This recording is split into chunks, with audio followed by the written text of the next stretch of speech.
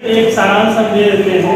अभी से लेकर के अभी तक हम लोग 110 महिला बंध्याकरण और 2 पुरुष बंध्याकरण कराए, लेकिन हम लोग का टारगेट प्रत्येक वित्तीय वर्ष में है 1754। इसमें हमारा फिक्स डे सर्विस सामुदायिक स्वास्थ्य सुविधा में प्रत्येक मंगलवार को फिक्स डे सर्विस स्टेबलाइजेशन के लिए रखा जाता है, जिसमें सुलरा प्रखंड के सभी अंतिम व्यक्ति को यह सुविधा उपलब्ध हो। इसके लिए हम लोग आज परिवार नियोजन पखवाड़ा के रूप में इकट्ठा हुए हैं, जिससे हर व्यक्ति को अंतिम व्यक्ति तक सूचना उपलब्ध करानी है। जिसमें हमारा पहला इस पल में 5 सितंबर से लेकर के 11 सितंबर तक दंपति संपर्क सप्ताह मनाया जाना है, जो कि अभी चल रहा है। साथ ही भी विभिन्न पंचायत में घूर रही है, जैसे आज के डेट में अलीनगर पंचायत में वह घूर रही होगी, जिसका भी हम लोगों के पास फोटो भी आया है। और यह सभी 24 ग्रामीण क्षेत्र के 24 पंचायत और शहरी क्षेत्र के सभी जगहों पर यह 11 तक यह विजिट करेगा और लोगों को इसके बारे में जागरूक करेगा। लेकिन इसको हम अंतिम व्यक्ति तक जब तक कि जनसंपर्क के माध्यम से, जनप्रतिनिधि के माध्यम से नहीं पहुंचाते हैं, तब तक जो हमारे अंतिम व्यक्ति हैं उनको सही से जानकारी नहीं होती है। कभी कभी जरूरत पड़ता है कि उनको सही सजेशन की। कुछ लोग से कहने का तात्पर्य है कि कुछ लोगों के द्वारा हमारी बात को ना मानते हो, हमारी बात को ना समझ पाए, लेकिन आप जनप्रतिनिधि हैं जो 2 या 2 से अधिक संख्या में उनका परिवार है, हम जो हमारे 2 के नारा से भी अधिक हैं, तो उनको मोटिवेट करें। क्योंकि आज के क्षेत्र में शिक्षा, खान पान, रहन सहन, उठना बैठा सब महंगा हो गया है। छोटा परिवार, सुखी परिवार को ध्यान में रखते हुए हम लोग परिवार नियोजन पखवाड़ा के रूप में मनाएंगे। अभी हमारा इसमें चल रहा है 5 सितंबर से 11 सितंबर तक संपर्क पखवाड़ा है। एक दूसरे से मिलेंगे, इसके बारे में जागरूक करेंगे, बताएंगे कि परिवार नियोजन कराना चाहिए। परिवार नियोजन 2 विधि से हम लोग कराते हैं, अस्थायी विधि और अस्थायी विधि। अस्थायी विधि में हम जो ऑपरेशन करके उनको बंध्याकरण करते हैं। अस्थायी विधि में हमारे कई फैमिली प्लानिंग प्रोडक्ट हैं, जैसे अंतरा, छाया, कंडोम, अलग अलग प्रॉपर्टी, ये सब उपलब्ध है। इनको जो सुविधा लगता है उनको यह सुविधा उपलब्ध करानी है। हमारा यह सेवा पखवाड़ा और सेवा सप्ताह चलेगा 12 से लेकर के 24 तक। बैठक का उद्देश्य है कि हमारा जो अब तक का जो प्रोग्राम रहा है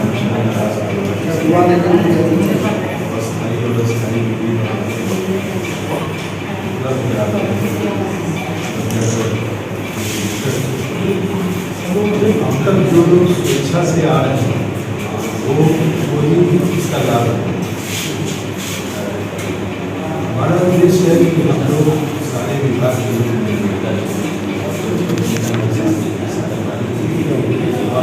उन लोगों को इसका लाभ नहीं होगा। इसका डिमांड तो है, लेकिन होती नहीं, या तो वो हम तक नहीं पहुँचे या हम अपनी सेवा उनका। तो वैसे जो लोग छुटे हुए उनको इस सिस्टम से, इस लाभ से, इस सेवा से इसी के संदर्भ में प्रयास है।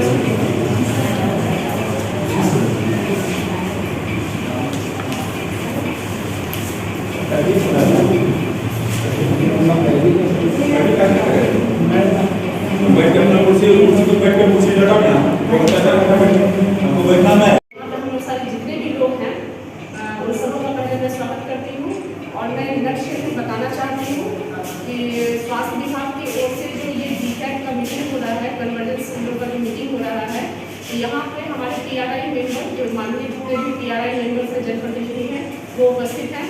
आपको बुलाने का एकमात्र उद्देश्य है कि आपकी ऑथेंटिसिटी क्षेत्र में ज़्यादा है, आपकी महत्ता, आपकी विश्वसनीयता ये दोनों ज़्यादा है आपके क्षेत्र में। अगर आप किसी बात को अपने जनता को कहते हैं तो वो आपकी बात से कन्विंस होती है। हमारा ऑफिशियल भी उस बात को कहेगा, हमारे कर्मी उस बात को कहेंगे, लेकिन चूंकि आपकी विश्वसनीयता ज़्यादा है आपके क्षेत्र में तो आपका सहयोग इस कार्य में अपेक्षित होगा।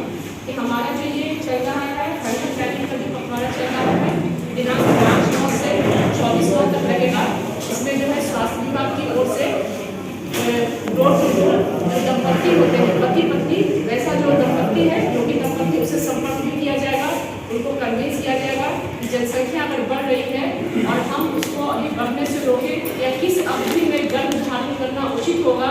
अगर हमको एक टाइम चाहिए तो उस टाइम के बीच में हमको क्या मेथड यूज़ करना है, वो सब सारा चीज़ है। अगर फैमिली प्लानिंग करनी है तो अगर पुरुष का होता है, महिलाओं का होता है, तो उसमें क्या प्रोविज़न है, क्या इंसेंटिव है, जो मोबिलाइज करके लाते हैं उनको क्या इंसेंटिव मिलेगा, ये सब सारा डिटेल इस बुकलेट में दिया हुआ है।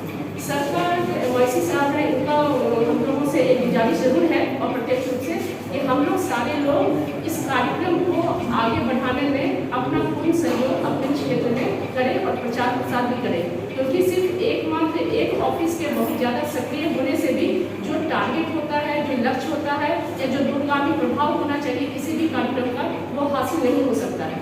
तो इसलिए हम सर आपको एश्योर करते हैं कि हमारा विंग आंगनबाड़ी सेविका का है जो डोर टू डोर जाती भी है या उससे कुछ लोग जुड़े हुए भी हैं, वो आपको पूरा सहयोग करेंगी और जो आप जानकारी दिए हैं वो हम अपने महिला परिदर्शिका के माध्यम से सेविका तक जरूर पहुँचाएंगे। और आप लोगों से अनुरोध होगा कि आप लोग भी अपने क्षेत्र में, चूँकि इस चीज़ के लिए ग्रामीण जो लोग हैं वो बहुत राजी नहीं होते हैं। एक कारण इकोनॉमिक भी होता है कि उनका कहना होता है कि अगर ज़्यादा बच्चे हैं तो वो ज़्यादा वर्किंग होंगे, हमारा हैंड ज़्यादा वर्किंग हो जाएगा और हमारे पास जो है वो भी कुछ कमा करके लाएंगे बड़े होते हैं तो ये एक छोटा सा लाभ, थोड़ा सा आर्थिक लाभ के लिए इतना बड़ा बनेंगे। उनकी सोच, जो इस तरह की सोच है, उस सोच को बदलने में ये एक दिन में नहीं बदलेगा या हमारे एक बार कह देने से नहीं बदलेगा। पर यही बात अगर हम भी कह रहे हैं, हमारी आंगनबाड़ी सेविका भी कह रही है, यही बात हमारी आशा भी कर रही है जो ग्रासरूट वर्कर है, और यही बात कहीं आपके स्तर से भी कन्वे हो जाएगा तो शायद ये बहुत ज़्यादा हमारे लिए फ्रूटफुल होगा। तो मेरा यही इन सब बात के साथ हम आपसे पुनः अनुरोध करेंगे कि आप इस कार्यक्रम में अपना अपेक्षित सहयोग दें ताकि हमारा जो लक्ष्य है, सरकार का जो लक्ष्य है, वो लक्ष्य हम प्राप्त कर सकें। पदाधिकारी बैठे हुए हैं तो आप लोग समझ सकते हैं कि आप लोग को यहाँ बुलाया गया है तो आप लोग की महत्व, आप लोग का महत्व या सिग्निफिकेंस कितना है, वो इसलिए भी है क्योंकि हम लोग एक पूरे प्रखंड में काम करते हैं। काफ़ी बड़ा प्रखंड है, 28 पंचायतें हैं यहाँ नगर मिलाकर, उसमें अगर हम गांव देखें तो काफ़ी बड़ा एरिया हो जाता है। लेकिन आप एक पंचायत, एक वार्ड स्तर पर काम कर रहे हैं तो वहाँ जो गतिविधि हो रही है या वहाँ क्या प्रॉब्लम है, क्या सोशियो इकोनॉमिक चैलेंजेस हैं, वो आप बहुत भली बात जानते हैं। हमारे बीच यहाँ माननीय मुखिया जी, आप अपने पंचायत के बारे में, जैसे कि अभी हमारे आदरणीय डॉक्टर साहब ने कहा कि कुछ जिला चिन्हित किया गया है जिसमें TFR यानी टोटल फर्टिलिटी रेट 3 या 3 से ज़्यादा जो है उसको चिन्हित किया गया है। यानी कि अब ऐसा भी हो रहा है कि स्वतः TFR 2 या 2 से कम हो रहा है, लेकिन कुछ जो है उसमें छूट जा रहे हैं। उसकी वजह की डिटेल में सभी लोग बताए, उसमें हम जाना नहीं चाहते हैं, लेकिन एक मेन वजह है गरीबी और अशिक्षा। तो जो हमारे माननीय मुखिया जी हैं वो बढ़िया से जानते हैं कि उनके पंचायत में अगर 6 गांव आता है तो कौन सा 2-3 गांव आगे बढ़ गया है, कौन 1-2 गांव पीछे रह गया है, या कौन सा कस्बा उसमें पीछे रह गया है। तो एक हम जनरल पैमाना के लिए शिक्षा या गरीबी का, तो इससे भी हमको समझ में आ जाएगा कि वहाँ देखिएगा अमूमन यही देखा जाता है कि बच्चों की संख्या ज़्यादा रहती है। उसका 2 वजह, जैसा कि सर बताए, डॉक्टर साहब बताए कि एक तो सुरक्षा की भावना भी है और दूसरा है इनकम बढ़ाने का सोच। जितना हाथ रहेगा उतना हमको इनकम होगा।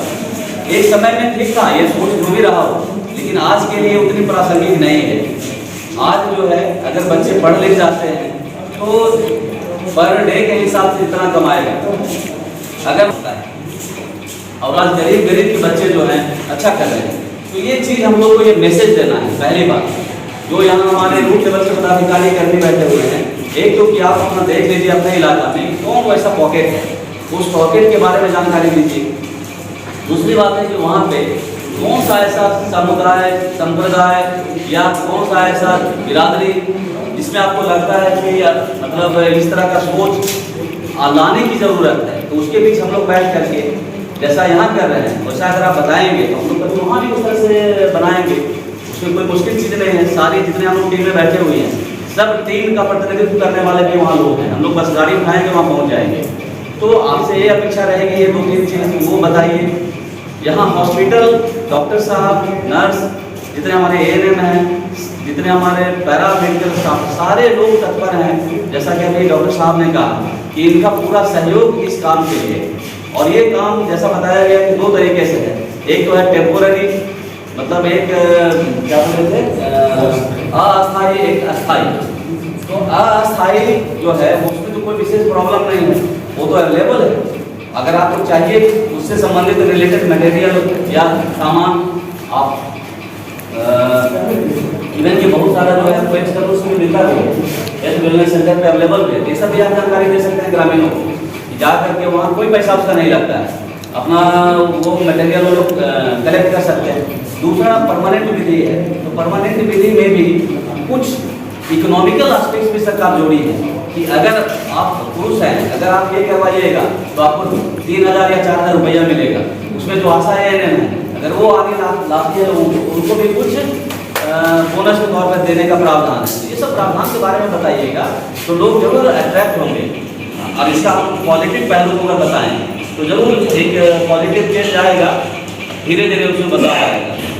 तो जैसा कि अभी लखीसराय को एक जो दायरा है, दायरा से बाहर रखा गया है, यानी PFR 3 वाले में रखा गया है। हम लोग प्रयास करेंगे और हम लोग प्रयास करेंगे तो ऑलमोस्ट मतलब लगभग कहें तो आधा के आसपास में हम लोग अकेले सफलता दिला सकते हैं जिस एरिया में हम लोग हैं। तो हम लोग यही मिल करके करना है काम। हमारे यहाँ जितने विभाग के भी बैठे हुए पदाधिकारी हैं उनसे भी आग्रह होगा कि हम लोग जो काम कर रहे हैं उनके साथ साथ इसमें भी नजर रखेंगे कि हम लोग इसमें कैसे काम कर सकते हैं। और अंत में विषय तो मैं पर्टिकुलर नहीं जाना चाह रहा हूँ क्योंकि यहाँ पे हमारे DHM साहब ने भी बहुत सारी जानकारियाँ दी, CDPO मैडम है उन्होंने जानकारियाँ दी, आपको डॉक्टर साहब ने विस्तृत तौर पे अपना जो विभागीय जो ज्ञान है उसके बारे में भी आपको बताए। तो मैं सभी लोगों ने आपको डिटेल जानकारी दी है। इसके बाद भी अगर कोई आपने कुछ अपना बात रखना चाहते हैं, हमारे प्रिंट मीडिया से भी आए हुए हैं।